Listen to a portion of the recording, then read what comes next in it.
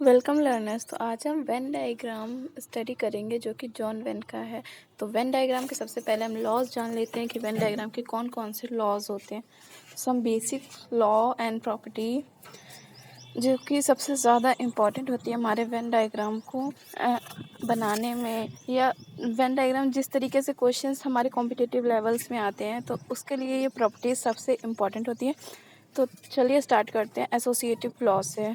तो associative law का मतलब ये होता है कि A union B union C. अगर आपको ये साइन नहीं पता है तो मेरा पिछला वीडियो देख लीजिए जिसमें यूनियंस और इंटरसेक्शन का बहुत अच्छे से कॉन्सेप्ट आपका क्लियर करवाया गया है।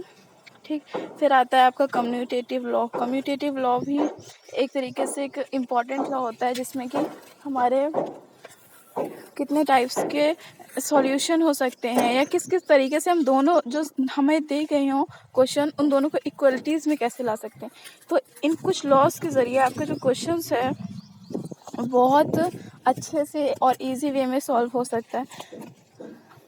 हो क्या सकता है, होएगा ही, क्योंकि जब आप इतने अच्छे से पढ़ रहे हैं तो आपका क्वेश्चंस तो ईजिली सॉल्व होने ही चाहिए ना। तो A union A is a होता है। ए फाई, ये जो फाई लॉ है फाई बोलते। तो फिर A intersection A is a, और ए यूनियन का ए इंटरसेक्शन ए। ठीक, तो ये कुछ इंपॉर्टेंट टॉपिक्स हैं जिन्हें आप कवर करके, छोटे छोटे पॉइंट से कवर करके आपको बड़ा सा क्वेश्चन सॉल्व हो सकता है। फिर union of A is union, that is law of union. फिर आता है कि हम वेन डायग्राम को बना कैसे सकते हैं। वेन डायग्राम की प्रॉपर्टीज तो हमने सीख ली, पर वेन डायग्राम बनता कैसे है। तो वेन डायग्राम को बनाने के लिए सबसे ज़्यादा ज़रूरी होता है आपका रेक्टेंगल और कर्व्स। रेक्टेंगल और कर्व से ही मिलके हमारा वेन डायग्राम बनता है। ठीक, तो अब हमने एक रेक्टेंगल बना दिया, उसके बाद हम लिख देते हैं कोई भी रेक्टेंगल हो, चाहे यूनिवर्सल दिया हो ना दिया हो, उसमें यूनियन हमेशा लिख देते हैं। ठीक, तो ये हमें पता चल जाता है कि इसमें जितने भी अगर हो सकते हैं या होंगे, जैसे आपको ए बी दे दिया गया, यूनिवर्सल ना दिया गया, तब भी आप समझ लीजिए कि जितने बच्चे हैं ये बाहर आ जाएंगे। ठीक है, सिर्फ इस ब्रैकेट में आ जाएंगे। तो अब हमारे पास ए और बी और यू के हमारे पॉइंट्स दे दिए गए हैं कि ये पॉइंट्स हमारे होते हैं। तो अब जब ये पॉइंट दिए गए हैं तो हमें इसको सॉल्व करने के लिए सबसे पहले दो कर्व बनाने हैं, क्योंकि दो पॉइंट्स दिए गए हैं ए और बी। अगर तीन दिए होते तो हम तीन कर्व्स बनाते।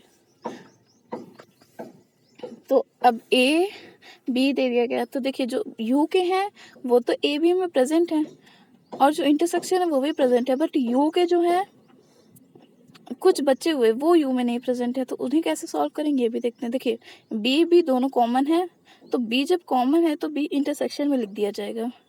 ठीक है, फिर ए और सी लिख दिया जाएगा। अब बी है, बी में हमारे एल और एम आ जाता है। अब ए बी एल एम तो हो गया। अब हमारे बच्चे कौन से यू के एलिमेंट, डी और ई बचे ना।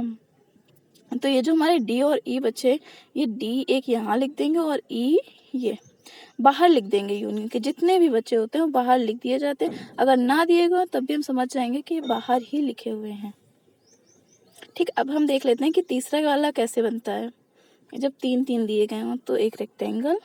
ठीक है, उसके बाद हम क्या करेंगे, U U A B C तीनों। अब जो तीनों का इंटरसेक्शन होगा वो हम कहाँ लिखेंगे ये भी देखते हैं। ए बी सी तीनों का नाम दे दिए। अब इंटरसेक्शन इस ब्रैकेट में लिखेंगे, यहाँ पे जो तीनों में कॉमन होगा वो आएगा। ठीक, फॉर एग्जाम्पल कुछ भी ले सकते हैं, इसका एक क्वेश्चन भी आगे आपका अभी अपलोड होएगा, तो आप उसे भी एक बार ज़रूर देख लीजिएगा। ठीक, अब हम लॉ पढ़ लेते हैं। लॉज कौन कौन से हमें दिए गए होते हैं, वो तो हमारे प्रॉपर्टी वाले लॉ हो गए। अब ये सिंपल लॉ है, जो कि लॉ होता है आपका, सबसे पहला लॉ आ जाता है कॉम्प्लीमेंट लॉ। ठीक, कॉम्प्लीमेंट लॉ में अगर हमें ए यूनियन ए कॉम्प्लीमेंट दे दिया गया है, ठीक है, सब में इसमें कॉम्प्लीमेंट लगेगा। तो यूनियन ए का complement union, A union B is complement. जब ए यूनियन है तो साइन चेंज हो जाएगा इन्वर्सली, फिर बी यूनियन, ठीक। फिर फाई कॉम्प्लीमेंट का यूनियन, यूनियन कॉम्प्लीमेंट का फाई, यूनियन का कॉम्प्लीमेंट कुछ नहीं, सब कुछ का यूनियन सब कुछ नहीं, ठीक है। इस तरीके से आप याद कर सकते हैं। A intersection B complement, A intersection B complement, तो A intersection union of B complement.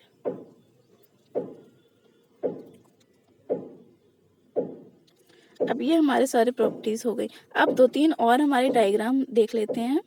इसके बाद ये जो आपका सेट है इसकी थ्योरी पार्ट पूरा खत्म हो गया। और सेट में सबसे ज़्यादा इंपॉर्टेंट आपकी थ्योरी होती है और कुछ वेन डायग्राम के क्वेश्चंस। सेट के क्वेश्चन इतने इंपॉर्टेंट होते नहीं हैं, लेकिन वेन डायग्राम के क्वेश्चन हर जगह मिल सकते हैं आपको। यहाँ पे हम इंटरसेक्शन लिख देंगे, यहाँ a minus B B minus A, और यहाँ पे जो दो नंबर कॉमन होगा वो लिख देंगे। ये मैंने आपको बताया है, चाहे आप वीडियो आगे करके देख सकते हैं, ठीक। फिर एक लास्ट हमारा डायग्राम बचता है ये वाला, जैसे कि ए और यूनियन, ठीक है। अब हमें दे दिया गया कि ए कॉम्प्लीमेंट कितना होगा, बताया था ना, ए कॉम्प्लीमेंट मतलब कि सब कुछ, तो जितना बाहर होगा वो पूरा आपका ए कॉम्प्लीमेंट में आ जाएगा। समझ गए आप लोग। अब ए यूनियन बी का एक और हम बना लेते हैं, कैसे बनेगा ये भी देख लेते हैं, ठीक है। तो ए और बी, अब यूनियन में सब कुछ आ जाएगा, ठीक है। तो यहाँ से आपका सेट की थ्योरी पूरी फिनिश होती है। अगर वीडियो अच्छा लगा हो तो प्लीज़ लाइक शेयर सब्सक्राइब ज़रूर कर दीजिएगा मेरे चैनल को। Thank you so much.